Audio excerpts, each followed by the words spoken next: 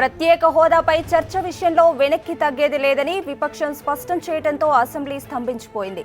రెచ్చగొట్టే వ్యాఖ్యలు చేసిన అధికార పక్ష వైఖరిని తప్పుబట్టిన విపక్షం సభ కార్యకలాపాలను అడ్డుకుంది. 2 సార్లు వాయిదా తర్వాత తిరిగి సమావేశమైన సభలో విపక్ష సభ్యుల ఆందోళన కొనసాగడంతో స్పీకర్ సభను రేపటికి వాయిదా వేస్తున్నట్లు ప్రకటించారు.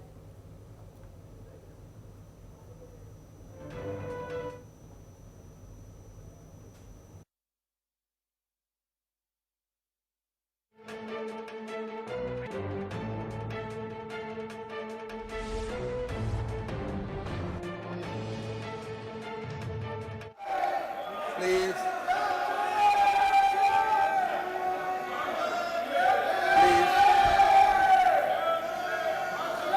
దయచేసి కూర్చోండి. ప్లీజ్.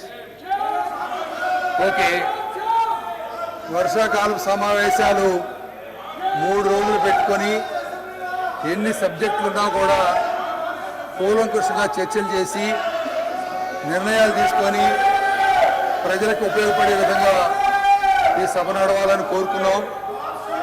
దురదృష్టం ఏంటంటే సహకరించడం ఒక ఎత్తు, అయితే సహకరించకపోవడం ఒక ఎత్తు.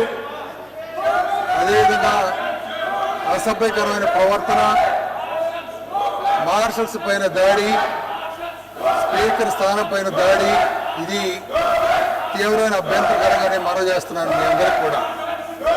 ఏ సభ అయితే ప్రజల కోసం చర్చించాలో, ప్రజల కోసం నిర్ణయాలు తీసుకోవాలో, ప్రజల కోసం పనిచేయాలో అలాంటివి లేకుండా దురుసు ప్రవర్తన అనేది చాలా బాధాకరం.